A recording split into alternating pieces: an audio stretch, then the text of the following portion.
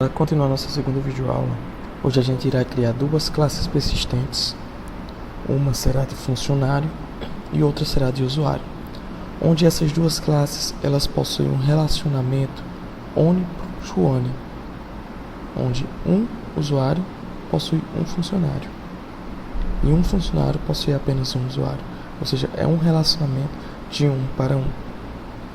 Para isso, eu vou criar os pacotes ba.edu.usuário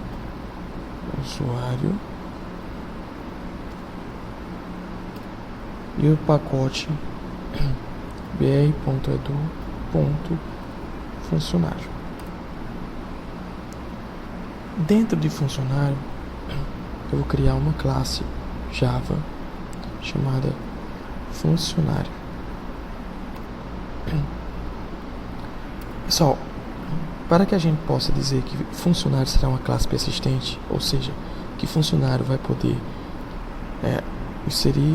representar uma tabela no banco de dados, vai servir para inserir dados, para atualizar dados, para remover dados e para recuperar esses dados, a gente precisa dizer que essa classe será uma entity desse pacote javax.persistência. Ok?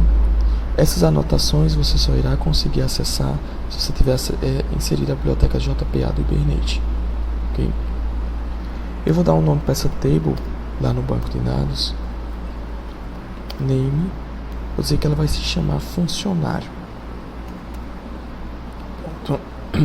Então, eu já tenho um entity, certo? Funcionário, ou seja, uma classe persistente funcionário. E o Hibernate vai criar uma tabela lá no banco de dados chamada funcionário. Pessoal, geralmente toda entidade tem uma chave primária. Para que eu possa dizer que um campo é chave primária, eu utilizo a anotação @id do javax.persistência. Lembrando que sempre eu estou utilizando o Ctrl+ de espaço para poder dar importação automaticamente, certo? Não precisa eu estar lá em cima e importando na mão. Pessoal, eu vou colocar essa chave primária como autoincremento. Ou seja, essa chave primária irá ser gerada automaticamente pelo banco de dados numa sequência numérica, que no caso eu vou inserir um atributo chamado código, que vai ser chave primária dessa tabela, certo? Pessoal, qualquer atributo que eu inserir dentro dessa tabela, dentro dessa classe persistente, será um campo na tabela funcionário. Existe uma anotaçãozinha chamada @column, que ela não se torna obrigatória. Ela se torna obrigatória apenas se você for precisar definir outras propriedades para esse determinado campo. Por exemplo, se o campo nome precisar ter um tamanho, certo? Por padrão, esse tamanho é 255 caracteres. Mas digamos que eu queira que nome tenha apenas 150 caracteres e que campo seja not null. Então eu digo que o noLabel de nome será false. Ou seja, esse campo nome vai ser obrigatório, certo? Eu tenho que inserir algum valor para esse campo, para esse atributo nome, senão ele não vai inserir na tabela do banco de dados. Lá no banco ele vai criar esse campo como not null, certo? Digamos que eu tenho aqui outros atributos como, por exemplo, CPF. CPF também tem um tamanho, não é isso? Então, @column length 11, tamanho do CPF. É isso? Eu também vou ter um atributo chamado RG. @column length, e eu vou dizer que o tamanho desse campo vai ser 20. Bom, pessoal, então eu criei aqui uma classe persistente chamada funcionário e ele vai criar uma tabela no banco chamada funcionário, certo? Aqui eu tenho @id para dizer que é chave primária, @generateValue para dizer que é autoincremento, e aqui o nome do campo, código int private. @column diz que é uma coluna, mas ele não se torna obrigatório. Por exemplo, private string endereço, ele também irá criar um campo chamado endereço na tabela funcionário, mesmo eu não colocando o @column. O @column se torna necessário quando eu tenho alguma propriedade a mais, como por exemplo lente, tamanho, no label, né?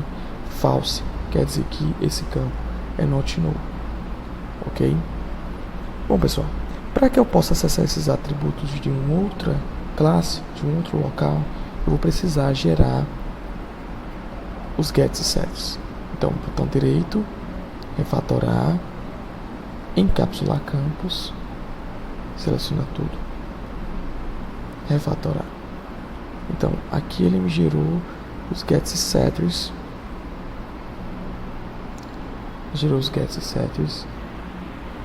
para os atributos privados da classe funcionário, ok? Agora eu vou criar aqui nova classe Java no pacote br.edu.usuário. Essa classe vai se chamar-se usuário.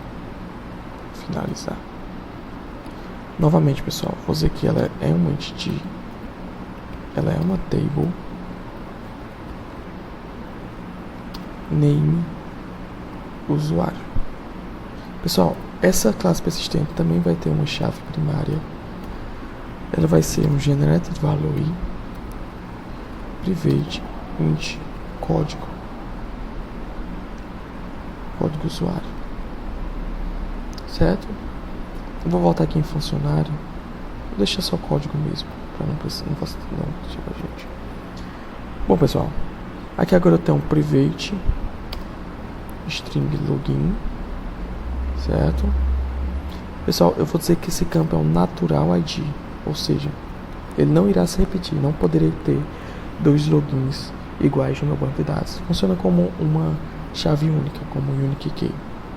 Eu vou ter também private string senha, ok? Pessoal, eu vou ter aqui também um campo chamado boolean ativo. Ele só vai assumir dois valores, ou verdadeiro ou falso. Pessoal, quando eu cadastrar um usuário, por padrão, esse ativo vai vir true, ele vai vir ativo. Então, quando eu quero colocar algum valor default, algum valor padrão para um campo, eu utilizo a seguinte notação: column definition, né?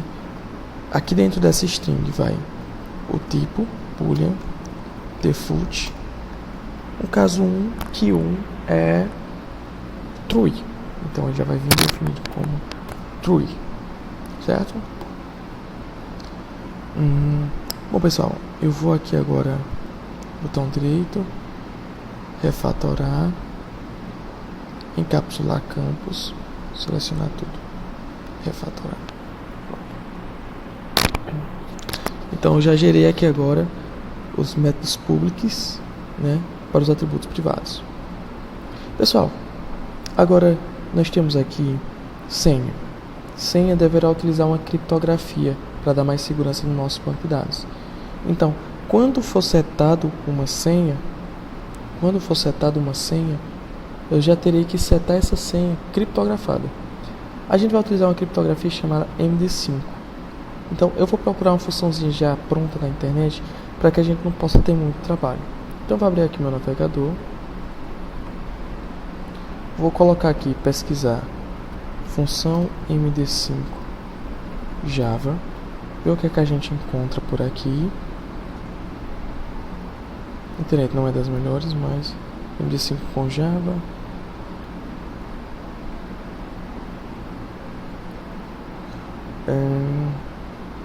Bom pessoal, aqui eu tenho, vou pegar essa funçãozinha aqui, ó, certo? Que ela gera o MD5 pra gente.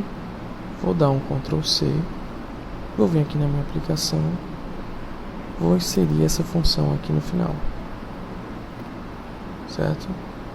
E aí ele vai pedir para me adicionar essas importações aqui, adicionar importação e adicionar importação. Pronto.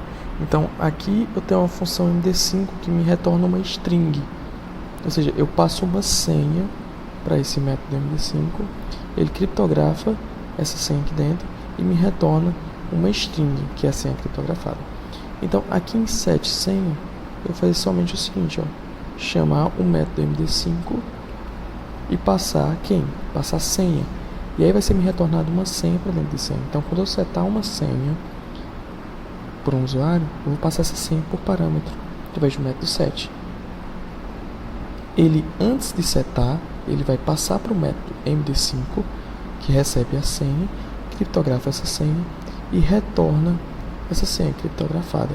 Então, quando ele setar, ele já seta senha criptografada. Certo? Bom, pessoal, uma outra coisa aqui é CPF.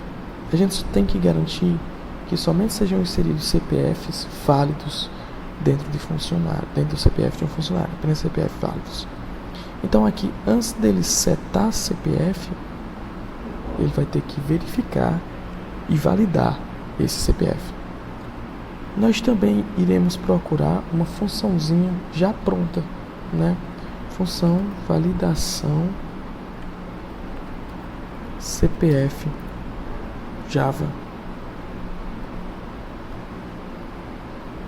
Função para validar CPF em uma aplicação Java. Vamos ver se essa daqui vai servir pra gente. Vamos ver aqui. Bom, nós temos aqui uma função enorme. Eu vou pegar essa função aqui, ó. Vou colocar aqui no finalzinho da nossa. Tirar isso. Fazer as importações necessárias. E eu vou tirar o static, certo? Então, e vou trocar o nome dessa função para valida CPF, ok? Alt Shift F para organizar um pouco o nosso código. Então, pessoal, essa função ela recebe uma string CPF,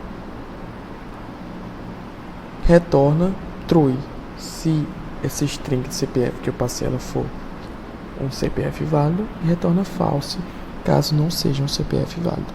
Então, antes de eu setar o CPF, simplesmente eu preciso chamar esse valida CPF. Outra coisa, eu vou colocar esse método como private, porque ninguém vai precisar acessá-lo a não ser um próprio funcionário. Da mesma forma, também eu vou transformar MD5 na classe usuário como private, porque ninguém vai precisar criptografar a sua senha MD5 a não ser o próprio usuário, para evitar que outras pessoas acessem esses métodos de um outro local. Então aqui na classe funcionário, antes de eu setar o CPF, é só fazer o seguinte: if valida CPF, certo? Então, public void set CPF, string CPF, valida CPF. Então, eu passo por valida CPF, o CPF que eu passei como parâmetro quando eu setei, e aí ele verifica se isso daqui for igual a true, né, que essa notação é a mesma coisa de eu fazer isso, ele vai entrar e vai modificar o valor do CPF, dizendo que CPF é igual ao CPF passado como parâmetro. Caso não, ele não vai mandar, ok?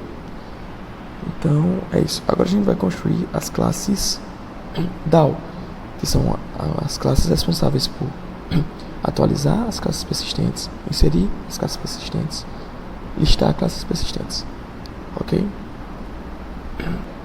Bom, pessoal, agora a gente vai criar as classes DAO para funcionário e para usuário, certo? No pacote funcionário, clicar com o botão direito, novo classe. O nome dessa classe vai ser funcionário DAO. No pacote br.adu.funcionário. Finalizar. Eu vou declarar, pessoal, aqui em cima duas variáveis. Uma variável session de org.hibernate, certo? Não é de .classic, é org.hibernate, chamando a sessão. Private transaction de org.hibernate transação. Prestem atenção nas importações, ok? Session transaction. Pessoal, eu vou declarar aqui agora um método público chamado Desculpem, eu vou declarar um construtor dessa classe funcionário DAO que vai simplesmente pegar uma conexão do Hibernate, que no caso é a classe Hibernate útil, que é quem carrega as configurações de Hibernate, ponto, get session factory, ponto, open session, ok? E aí eu vou inicializar a transação, sessão.begin transaction, inicia a transação. Então, aqui eu pego uma conexão com o Hibernate, eu abro a sessão com o Hibernate e inicio uma transação. Então, agora eu posso executar operações, como por exemplo, salvar. Se eu fosse salvar um funcionário, eu precisaria do método public void salvar, onde eu iria receber um funcionário como parâmetro, né? Iria simplesmente chamar sessão.save e eu iria passar aqui em funcionário. Ao final de tudo, eu iria chamar o transação.count. Um outro método, pessoal, seria o alterar, onde eu iria receber o funcionário, sessão.update, iria passar o funcionário, transação.commit, certo? O remover, public void remover, onde eu iria receber um funcionário, sessão.delete, funcionário, transação.count. Então aí eu tenho os métodos salvar, alterar e remover, onde o salvar chama o método save da sessão, o alterar o update da sessão e o remover o delete da sessão. Vamos criar agora um método, onde esse método ele vai listar todos os funcionários que estão no banco de dados para mim. Então, em que eu posso listar, esse método precisa ter um retorno. Esse retorno será de uma lista, list de java.util, ok? Então, é uma lista de funcionários. Vou colocar apenas o nome listar. Para que eu possa retornar essa lista de funcionários, eu preciso chamar a sessão, criar um critério, passar a classe a qual vai ser criado esse critério, no caso funcionário.class, e aí eu chamo o listar. Isso daqui, pessoal, substitui o select asterisco from funcionário, evita a execução desse comando SQL, traz todos os dados que estão cadastrados na tabela funcionário, que estão relacionados à classe persistente funcionário, certo? A classe usuário e tal é o mesmo esquema. BR.edu.usuário, então novo, classe Java, usuário e tal. Finalizar. Eu terei aqui as mesmas duas variáveis, sessão de org.bnprocesso e transaction, transação do tipo transaction de org.bernage, transação. No construtor da classe usuário tal, eu terei aqui, irei abrir a seção Hibernate útil, get session factory, open session, irei pegar a transação, na transação irei inicializar a transação. Métodos public void adicionar, foi salvar que eu coloquei no outro, salvar. Só que aqui a diferença vai ser que o usuário DAO, ele sabe salvar um usuário. Então, sessão.save usuário. Transação.count. Public void alterar, onde eu recebo um usuário como parâmetro e eu faço sessão.update usuário. transação.count. O outro método vai ser o remover, onde eu recebo também um usuário, onde na seção.delete, usuário, transação.count. E agora eu vou fazer um método para listar. Public, ele retorna uma lista, né, do tipo java.util. Essa lista vai ser de que tipo? Do tipo usuário. Vou chamar esse método de listar. O retorno dele vai ser em seção.createCritério, mesma forma de funcionário. Usuário.class.list. Então, dessa forma agora, eu também tenho um usuário DAO que sabe salvar, alterar, remover e listar. Sendo que quando eu construir um usuário DAO, esse usuário DAO já cria uma conexão, já abre a sessão com o Hibernate e inicia uma transação. Pessoal, eu vou voltar naquela classe principal, na classe usuário, né? Que por enquanto nós temos definido apenas alguns atributos como código, login, senha e ativo. Só que o usuário, ele tem um relacionamento para funcionário DAO. E funcionário DAO tem um usuário. Então, o funcionário tem um usuário e o usuário tem um funcionário.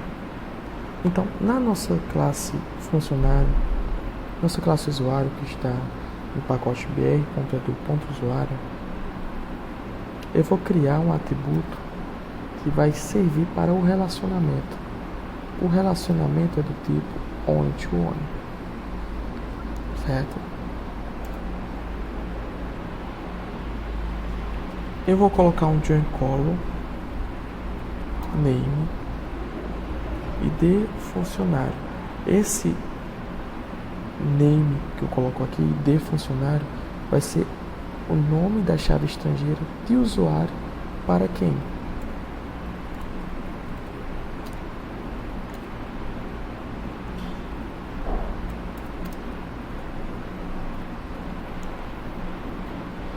Para funcionário, certo?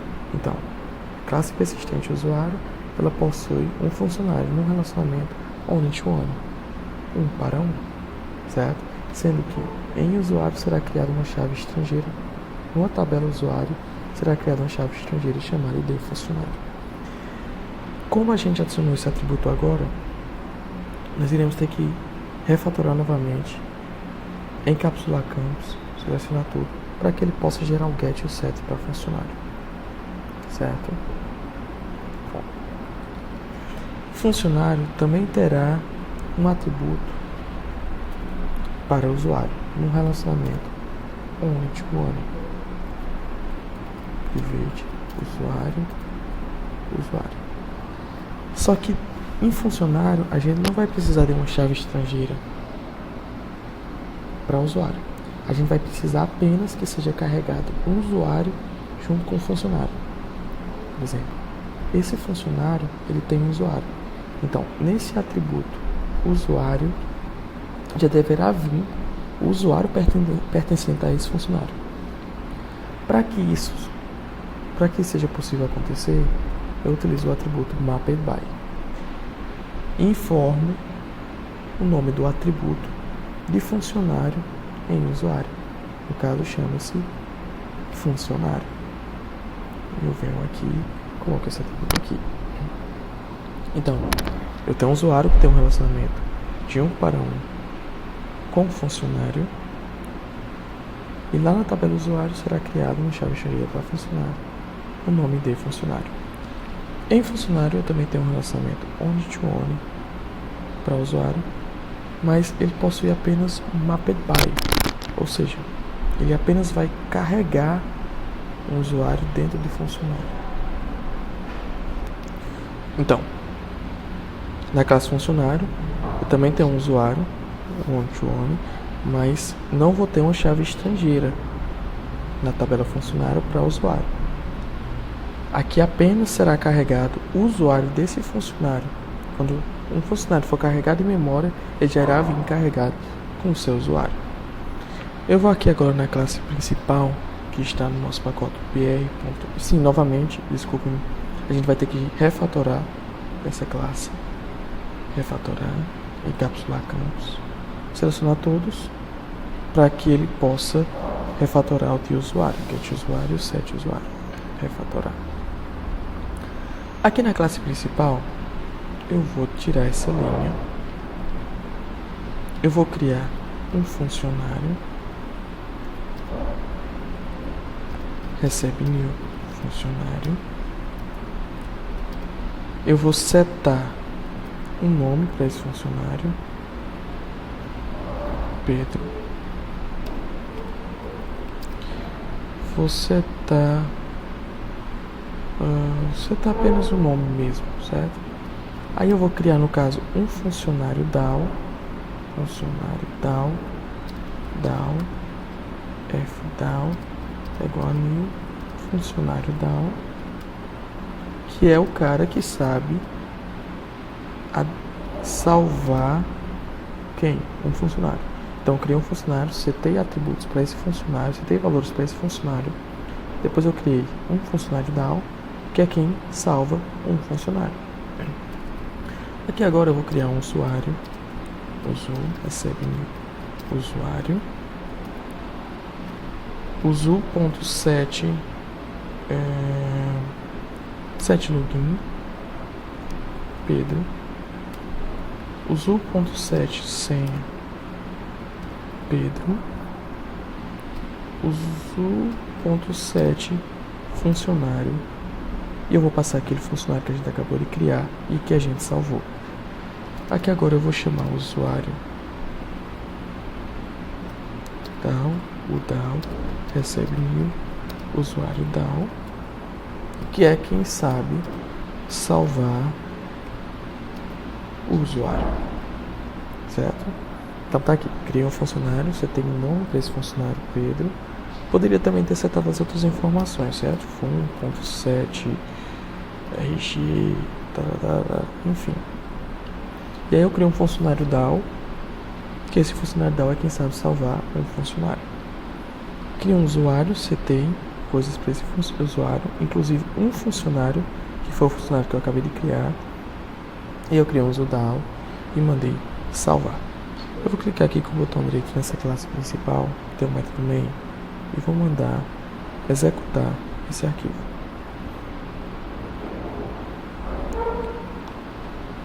Pessoal, ele deu um erro aqui, né? Faltou a gente mapear essas classes no arquivo hibernate.cfg.xml. Toda classe persistente na nossa aplicação precisa ser mapeada nesse arquivo, para que o Hibernate possa reconhecê-las, através do atributo mapping classe. Aqui dentro eu boto o caminho junto com o pacote. No caso será br.edu.funcionário, que é o pacote em que está funcionário. No caso, as classes DAO não são necessárias serem mapeadas, apenas as classes persistentes. A outra é br.edu.usuário.usuário. Ok? Que agora faltar a classe. Já mapeei as duas, está aqui. Agora eu vou voltar aqui à classe principal. Botão direito, executar arquivo. Bom, pessoal, o esquema, o update complete, e ele executou dois insert, um em funcionário e um em usuário. No caso foi quando eu chamei os métodos salvar, certo? Vindo aqui agora no MySQL, eu vou agora dar um show tables. Primeiramente eu vou use PO2, certo? Ele entrou no banco PO2. Vou dar um show tables. Vocês vão ver que agora ele criou a tabela funcionário e a tabela usuário. Vou dar um describe para ele mostrar a estrutura da tabela funcionário. Código, CPF, endereço, nome e RG, certo? No caso, os campos not null é nome, e código. Então descrevo agora em usuário, certo? Então aqui, ó, o default 1 de ativo, certo? Ou seja, true. Tenho aqui autoincremento em código e esse campo aqui que ele é uma chave estrangeira. Vou dar um select asterisco from e funcionário. Vocês veem aí que eu tenho um Pedro de RG1, que foi justamente ali, ó, eu citei 7 nome e o 7 RG. Select asterisco from usuário. Então eu tenho aí, ó, funcionário 1, que é quem? Que é o Pedro, certo? Login Pedro, a senha está criptografada, certo? Pessoal, digamos que eu queira fazer o seguinte: eu queira listar um funcionário para que eu possa saber também o seu usuário. Eu vou só comentar esse código aqui, ó, selecionei o código, Ctrl+. Eu vou precisar de um funcionário DAO, fDAO, recebe new funcionário DAO. Eu vou criar uma lista de funcionário, lista fun, que vai receber fDAO.listar.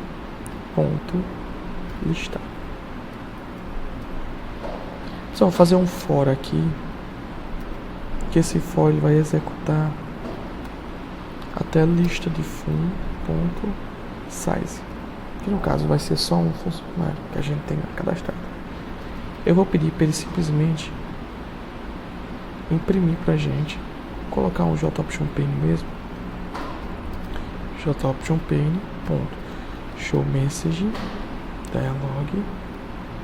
E aí, pessoal, vou pedir para ele imprimir lista func get na posição i get usuário get login. Daí eu vou saber quem é o usuário desse determinado funcionário. Posso fazer o seguinte, ó, nome mais login, e aqui no nome eu chamo quem? Lista func.get na posição i.get, desculpem, get nome, e aqui um outro mais. Vou pedir para ele executar agora esse código. Nome Pedro, login Pedro. Então, quando um funcionário é carregado em memória, também vai ser carregado o usuário desse funcionário, graças a esse atributo mappedBy. Já o usuário, ele tem uma chave estrangeira para funcionário, onde essa chave estrangeira chama-se ID funcionário.